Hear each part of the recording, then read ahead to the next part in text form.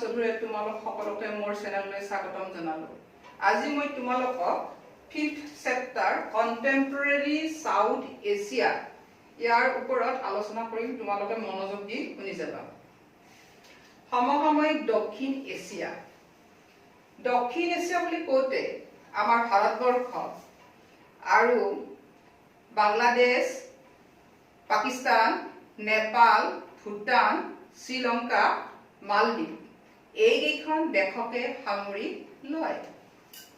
এই অধ্যায়টোত এই দেশকেইখনৰ ৰাজনৈতিক ব্যৱস্থাৰ কথা আলোচনা কৰা হৈছে।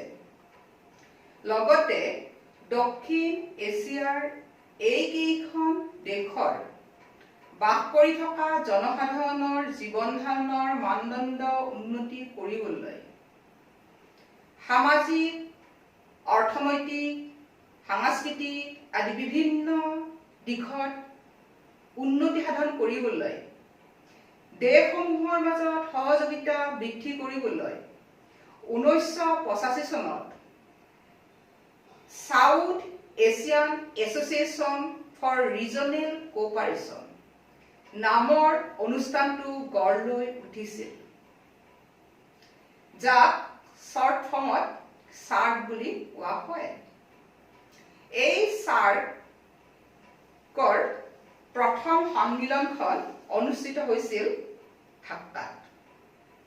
2004 চনত ইছলামাবাদত সাৰ্কৰ 12 নম্বৰ যিখন সন্মিলন অনুষ্ঠিত হৈছিল, তাত সাউথ এছিয়ান ফ্ৰী ট্ৰেড এগ্ৰিমেণ্টখন সম্পাদিত হৈছিল, যাক শৰ্ট ফৰ্মত চেফটা বুলি কোৱা হয়। দক্ষিণ এছিয়া অঞ্চলত এখন মুক্ত বাণিজ্য কেন্দ্ৰস্থল হিচাপে গঠন কৰাৰ উদ্দেশ্যে চেফটাখনক সম্পাদিত কৰা হৈছিল। 2007 চনত সাৰ্কত আফগানিস্তান ৰাষ্ট্ৰখনক সদস্য ৰাষ্ট্ৰ হিচাপে অন্তৰ্ভুক্ত হৈছে। এতিয়া মই ইয়াৰ এই অধ্যায়টোত ইয়াৰ ওপৰত থকা প্ৰশ্ন উত্তৰবিলাক দি যাম, তোমালোকে চাই যাবা। দক্ষিণ এছিয়া বুলি ক'লে কোন কোন দেশক সামৰি লয়? বাংলাদেশ, ভূটান, মালদ্বীপ, ভাৰত, নেপাল, পাকিস্তান আৰু শ্ৰীলংকা এইকেইখন দেশক দক্ষিণ এছিয়াত সামৰি লোৱা হয়।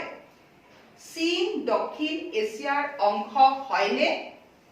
চীন দক্ষিণ এছিয়াৰ অংশ নহয়। দক্ষিণ এছিয়াৰ দেশসমূহে কেনেকুৱা ৰাজনৈতিক ব্যৱস্থা অনুসৰণ কৰে?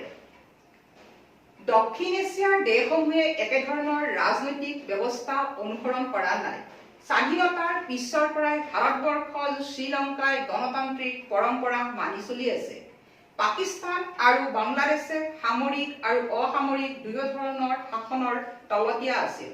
বৰ্তমান শীতল যুদ্ধৰ পিছত বাংলাদেশত গণতান্ত্ৰিক ব্যৱস্থা আছে।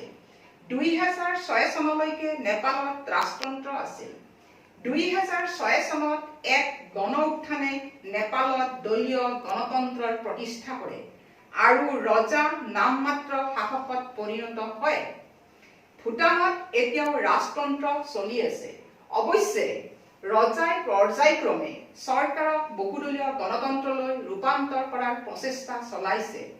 মালদ্বীপ 1968 চনলৈকে চুলতানৰ শাসনৰ তলতীয়া আছিল। পিছলৈ মালদ্বীপ গণৰাজ্য আৰু ৰাষ্ট্ৰপতি শাসিত চৰকাৰলৈ পৰিৱৰ্তিত হয়। পাকিস্তানৰ প্ৰথম শাসক কোন আছিল? জেনেৰেল আয়ুব খান। পাকিস্তানৰ দুটা ৰাজনৈতিক দলৰ নাম লিখা: মুছলিম লীগ আৰু পাকিস্তান পিপলছ পাৰ্টি। কি কি কাৰণত পাকিস্তানত স্থায়ী গণতন্ত্ৰ প্ৰতিষ্ঠা হ'ব নোৱাৰিলে? পাকিস্তানত স্থায়ী গণতন্ত্ৰ প্ৰতিষ্ঠা নোহোৱাৰ কাৰণবোৰ হ'ল: 1 নম্বৰ, সেনাৰ সামাজিক দমন, ধৰ্মীয় যাজক আৰু ভূমিপতিক অভিজাততন্ত্ৰই নিৰ্বাচিত চৰকাৰ দলিয়াই পেলাইছে আৰু সেনাৰ শাসন প্ৰতিষ্ঠা কৰাত অৰিহণা যোগাইছে। 2 নম্বৰ, পাকিস্তান ভাৰতৰ সংঘাতেও সেনা শাসনৰ পক্ষে থকা সকলক অধিক শক্তিশালী কৰি তুলিছে। এওঁলোকৰ মতে পাকিস্তানত ৰাজনৈতিক দল আৰু গণতন্ত্ৰ আখোৱা, গতিকে পাকিস্তান ৰাষ্ট্ৰখনৰ কল্যাণৰ বাবে সেনাৰ শাসন উপযুক্ত। 3 নম্বৰ, পাকিস্তানৰ গণতন্ত্ৰৰ প্ৰতি আন্তৰ্জাতিক সমৰ্থন নাই। আমেৰিকা যুক্তৰাষ্ট্ৰকে আদি কৰি পশ্চিমীয়া ৰাষ্ট্ৰসমূহে পাকিস্তানৰ সামৰিক শাসকসকলক বহু সময়ত উৎসাহিত কৰে। পাকিস্তানৰ পাৰমাণৱিক অস্ত্ৰাগাৰ সন্ত্ৰাসবাদীসকলৰ দখললৈ যোৱাৰ সম্ভাৱনাই গণতান্ত্ৰিক শাসনতকৈ সামৰিক শাসন থকাটো ৰাষ্ট্ৰসমূহে সমৰ্থন কৰে। পূব পাকিস্তানৰ লোকসকলে কি কি কাৰণত স্বাধীনতা আন্দোলনৰ প্ৰতি ঢাল খুৱাইছিল? 1947 চনৰ পৰা 1971 চনলৈ পূব পাকিস্তান অৰ্থাৎ বৰ্তমানৰ বাংলাদেশ পশ্চিম পাকিস্তানৰে অন্তৰ্ভুক্ত আছিল। তেতিয়া পূব পাকিস্তানৰ জনসাধাৰণৰ ভাষা বাংলা আৰু ইয়াৰ সংস্কৃতি পশ্চিম পাকিস্তানৰ সংস্কৃতিৰ লগত সাদৃশ্য নাছিল। সেয়েহে পশ্চিম পাকিস্তানে পূব পাকিস্তানৰ বাংলা ভাষা আৰু সংস্কৃতিক বেয়া ব্যৱহাৰ কৰাৰ বাবে অসন্তোষৰ সৃষ্টি হৈছিল।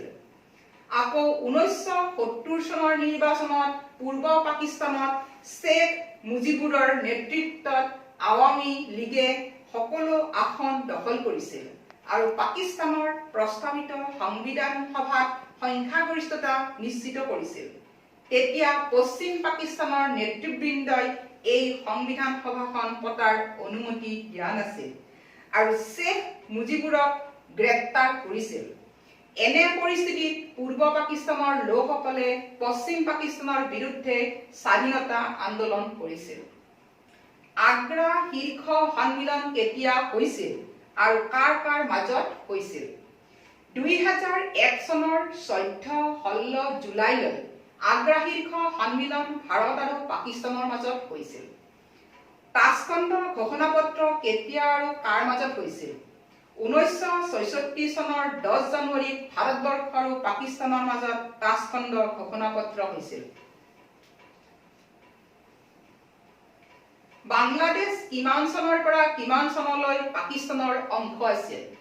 1947 চনৰ পৰা 1971 চনলৈ বাংলাদেশ পাকিস্তানৰ অংশ আছিল। বাংলাদেশ স্বাধীন হোৱাৰ সময়ত কোনে নেতৃত্ব দিছিল? শ্বেখ মুজিবুৰ ৰহমান। বাংলাদেশৰ দুটা ৰাজনৈতিক দলৰ নাম লিখা। আৱামী লীগ আৰু বাংলাদেশ নেশ্যনেল পাৰ্টি। বাংলাদেশৰ লগত ভাৰতৰ সুসম্পৰ্ক থকা দিশ লিখা। 1 নম্বৰ, ভাৰত আৰু বাংলাদেশ দুয়োখন ৰাষ্ট্ৰই দৃঢ়তাৰ সৈতে নিজৰ দেশৰ মাটি সন্ত্ৰাসবাদীক ব্যৱহাৰ কৰিব নিদিব বুলি মত প্ৰকাশ কৰিছে। 2 নম্বৰ, দুয়োখন দেশে অৰ্থনীতি, বিত্ত, ব্যৱসায় বাণিজ্য, যাতায়াত, যোগাযোগৰ উন্নতিৰ ক্ষেত্ৰত সন্মিলিত প্ৰচেষ্টা চলাব বুলি আশা ব্যক্ত কৰিছে। 3 নম্বৰ, দুয়োখন ৰাষ্ট্ৰৰ মাজত সহযোগিতা থকা আন এটা দিশ হ'ল দুয়োখন ৰাষ্ট্ৰই প্ৰাকৃতিক দুৰ্যোগ নিয়ন্ত্ৰণ আৰু পাৰিপাৰ্শ্বিকতাৰ বিষয়ত সহায় আগবঢ়াই আহিছে। বাংলাদেশ আৰু ভাৰতৰ মাজত থকা বেয়া সম্পৰ্ক আঙুলিয়াই দিয়া। 1 নম্বৰ, গংগা নদীৰ পানী ভাগ বতৰুৱাক লৈ ভাৰত আৰু বাংলাদেশৰ মাজত অসন্তোষৰ সৃষ্টি হয়। বিশেষকৈ ফাৰাক্কা বান্ধ নিৰ্মাণৰ পিছত এই দুই দেশৰ মাজত বিভিন্ন চুক্তি সম্পাদিত হ'লেও বিৰোধ মনোভাৱ আছে। 2 নম্বৰ, অনুপ্ৰৱেশকাৰীক ৰোধ কৰাৰ বাবে ভাৰত বাংলাদেশ সীমান্তত কাঁইটীয়া তাঁৰৰ বেৰ দিয়াক লৈও উভয় দেশৰ মাজত মতবিৰোধ হোৱা দেখা যায়। 3 নম্বৰ, বাংলাদেশে প্ৰাকৃতিক গেছ ভাৰতবৰ্ষলৈ ৰপ্তানি নকৰাৰ বাবে লোৱা সিদ্ধান্তইও সম্পৰ্ক বেয়া কৰিছে। 4 নম্বৰ, ভাৰতীয় সেনাবাহিনীক বাংলাদেশৰ মাজেৰে ভাৰতৰ উত্তৰ পূব অঞ্চলত প্ৰৱেশ কৰাত বাংলাদেশ চৰকাৰে বাধা প্ৰদান কৰাটো সম্পৰ্ক কিছু বেয়া হৈছে। ভাৰতে নেপালৰ লগত কেনেকুৱা সম্পৰ্ক ৰক্ষা কৰিছে? ভাৰত আৰু নেপালৰ মাজত বহুতো ভাল সম্পৰ্ক আছে। দুয়োখন দেশৰ মাজত হোৱা চুক্তিয়ে পাছপোৰ্ট আৰু ভিছা নোহোৱাকৈ দুয়ো দেশৰ নাগৰিকক যাতায়াত আৰু কাম কৰাৰ অনুমতি দিয়ে। উভয় দেশৰ মাজত কিছু বিভেদ থকা সত্ত্বেও ভাৰত নেপালৰ সম্পৰ্ক স্থায়ী আৰু শান্তিময়। বাণিজ্য, বৈজ্ঞানিক সহযোগ, উমৈহতীয়া প্ৰাকৃতিক সম্পদ, বিদ্যুৎ উৎপাদন আৰু যুটীয়া জলসম্পদ নিয়ন্ত্ৰণ কৰাই দুয়ো দেশক একগোট কৰি ৰাখিছে। কোন চনত শ্ৰীলংকা স্বাধীন হৈছিল? 1948 চনৰ 4 ফেব্ৰুৱাৰী। নেপালত কেতিয়া গণতান্ত্ৰিক আন্দোলন হৈছিল? 2006 চনত। দক্ষিণ এছিয়াৰ কোনখন ৰাষ্ট্ৰই নিজৰ অৰ্থনীতি প্ৰথমে উদাৰীকৰণ কৰিছিল? শ্ৰীলংকাই। ভাৰতে শ্ৰীলংকালৈ কিয় শান্তিৰক্ষা বাহিনী প্ৰেৰণ কৰিছিল? শ্ৰীলংকাৰ সৈতে ভাৰতৰ এক চুক্তিৰ ফলস্বৰূপে শ্ৰীলংকাৰ চৰকাৰ আৰু তামিলৰ মাজৰ সম্পৰ্কক স্থায়িত্ব দিবৰ বাবে ভাৰতে শান্তিৰক্ষা বাহিনী প্ৰেৰণ কৰিছিল। লুক ইষ্ট পলিচি কি? ভাৰতবৰ্ষই দক্ষিণ পূব এছিয়াৰ ৰাষ্ট্ৰসমূহ ইণ্ডোনেছিয়া, মালয়েছিয়া, ফিলিপাইনছ, ছিংগাপুৰ আৰু থাইলেণ্ডৰ লগত অৰ্থনৈতিক সম্পৰ্ক বৃদ্ধি কৰিবলৈ যি নীতি গ্ৰহণ কৰিছে তাকে লুক ইষ্ট পলিচি বোলা হয়। শ্ৰীলংকা ভাৰতৰ লুক ইষ্ট পলিচিৰ অংশীদাৰ ৰাষ্ট্ৰ। LTTEৰ সম্পূৰ্ণ ৰূপটো কি? Liberation tigers of Tamil Eelam. শ্ৰীলংকাত থকা পৰস্পৰ বিবাদমান গোট দুটাৰ নাম লিখা। সিংহলী আৰু তামিল। শ্ৰীলংকাৰ ৰাজনীতিত সংখ্যাগৰিষ্ঠ কোনটো সম্প্ৰদায়ে প্ৰাধান্য বিস্তাৰ কৰিছে? সিংহলী। ভাৰত আৰু শ্ৰীলংকাৰ মাজত সম্পৰ্ক ৰক্ষা কৰাত কেনেকুৱা অসুবিধাৰ সৃষ্টি হয়? ভাৰতৰ বহুতো তামিল মানুহ বহুদিনৰ পৰা শ্ৰীলংকাত বসবাস কৰি আছে, কিন্তু শ্ৰীলংকা চৰকাৰে ইয়াৰ এক ক্ষুদ্ৰতম অংশহে নাগৰিকত্ব প্ৰদান কৰিছে আৰু বাকী জনসাধাৰণক ভাৰতলৈ উভতি যাবলৈ কোৱা হৈছে। এনে পৰিস্থিতিৰ বাবে ভাৰত আৰু শ্ৰীলংকাৰ মাজত বিৰোধৰ সৃষ্টি হয়। দ্বিতীয়তে, কেতিয়াবা দুখন দেশৰ মৎস্যজীৱীসকলে মাছ ধৰাৰ উদ্দেশ্যে সাগৰৰ সীমা গম নোপোৱাকৈ অতিক্ৰম কৰে। এনেদৰে উভয় দেশৰ বহু মৎস্যজীৱী সীমা উলংঘা কৰাৰ বাবে হত্যা কৰা হয়। এনেধৰণৰ ঘটনাৰ বাবেও দুয়োখন দেশৰ মাজত সম্পৰ্ক ৰক্ষা কৰাত অসুবিধাৰ সৃষ্টি হয়। 1998ত ভাৰতবৰ্ষই ক'ত পৰমাণু পৰীক্ষণ কাৰ্যসূচী চলাইছিল? গুজৰাটৰ পোখৰণত। সাৰ্কৰ সম্পূৰ্ণ নাম লিখা। South Asian Association for Regional Cooperation. SAARC কেতিয়া গঠন কৰা হৈছিল? 1985ৰ ডিচেম্বৰ মাহত। সাৰ্কৰ প্ৰথম সন্মিলন ক'ত অনুষ্ঠিত হৈছিল? ঢাকাত প্ৰথম সন্মিলন অনুষ্ঠিত হৈছিল। সাৰ্কৰ সদস্য ৰাষ্ট্ৰসমূহ কি কি? ভাৰতবৰ্ষ, পাকিস্তান, বাংলাদেশ, ভূটান, নেপাল, শ্ৰীলংকা, মালদ্বীপ আৰু আফগানিস্তান হ'ল সাৰ্কৰ সদস্য ৰাষ্ট্ৰ। 2007 চনত আফগানিস্তানে সাৰ্কত যোগদান কৰে। সাৰ্কৰ প্ৰধান উদ্দেশ্য কি? দক্ষিণ এছীয় দেশসমূহৰ মাজত সহযোগ স্থাপনৰ কাৰণে এই আঞ্চলিক প্ৰতিষ্ঠান গঢ়ি তোলা হৈছিল। ভাৰতবৰ্ষই সাৰ্কক এক কৃতকাৰ্য অনুষ্ঠান হিচাপে গঢ় দিয়াত কেনেদৰে সহায় কৰিছে? ভাৰতবৰ্ষই দক্ষিণ এছীয় ৰাষ্ট্ৰসমূহৰ মাজত পাৰস্পৰিক বিশ্বাস আৰু সহযোগিতা স্থাপন কৰাত গুৰুত্বপূৰ্ণ ভূমিকা গ্ৰহণ কৰিছে। ইয়াৰ ফলত সাৰ্কে ইয়াৰ কাৰ্য সম্পাদন কৰাত কৃতকাৰ্য হৈছে। 2 নম্বৰ, ভাৰতবৰ্ষই সাৰ্কক এক কৃতকাৰ্য সংগঠন হিচাপে গঢ় দিয়াৰ কাৰণে ইয়াৰ সদস্য ৰাষ্ট্ৰসমূহক বিভিন্ন ক্ষেত্ৰত সহায় সহযোগিতা আৰু সাহায্য আগবঢ়াই আহিছে। চেফটাৰ সম্পূৰ্ণ নাম কি? South Asian free trade agreement. SAFTA কেতিয়া চহী কৰা হয়? সাৰ্কৰ 12তম সন্মিলনত 2004ত যিখন ইছলামাবাদত হৈছিল তাত চেপ্টা সম্পাদিত হয়। সাৰ্কৰ মুখ্য কাৰ্যালয় ক'ত আছে? নেপালৰ কাঠমাণ্ডুত। সাৰ্কৰ ভূমিকা আৰু সীমাবদ্ধতাৰ বিষয়ে লিখা। দক্ষিণ এছিয়াৰ দেশবোৰৰ মাজত সহযোগ আৰু বন্ধুত্বমূলক সম্পৰ্ক ৰক্ষা কৰিবলৈ 1985ত সাৰ্ক নামৰ আঞ্চলিক সংগঠনটো গঢ়ি তোলা হৈছে। ভাৰত, পাকিস্তান, নেপাল, বাংলাদেশ, ভূটান, শ্ৰীলংকা, মালদ্বীপ আৰু আফগানিস্তানে ইয়াৰ সদস্য ৰাষ্ট্ৰ হৈছে। সাৰ্ক গঠনৰ জৰিয়তে এই ৰাষ্ট্ৰসমূহে এই অঞ্চলত বাস কৰা জনসাধাৰণৰ কল্যাণ সাধন কৰা, জীৱনৰ মানদণ্ড উন্নত কৰা, অঞ্চলটোৰ অৰ্থনৈতিক উন্নয়ন খৰতকীয়া কৰা, সামূহিক আত্মনিৰ্ভৰশীলতা বৃদ্ধি কৰা, অৰ্থনৈতিক, সামাজিক, সাংস্কৃতিক তথা বিজ্ঞান আৰু প্ৰযুক্তিৰ ক্ষেত্ৰত পাৰস্পৰিক সহযোগিতাৰ উন্নয়ন সাধন কৰা ইত্যাদি লক্ষ্যসমূহ বাস্তৱত পূৰণ কৰিবলৈ চেষ্টা কৰিছে।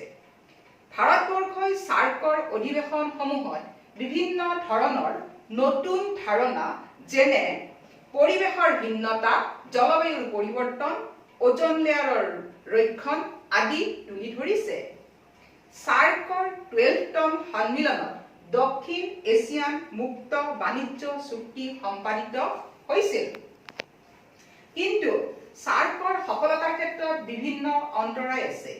ইয়াৰ সদস্য ৰাষ্ট্ৰকেইখন উন্নয়নশীল হোৱাৰ বাবে ধনৰ অভাৱ হয়। কেতিয়াবা পৰিবহণ আৰু যোগাযোগ ব্যৱস্থা ঠিকমতে নহয়। কেতিয়াবা দেশকেইখনৰ মাজত অবিশ্বাসে দেখা দিয়ে। অস্থিৰ ৰাজনৈতিক বাতাবৰণৰ সৃষ্টি হয়।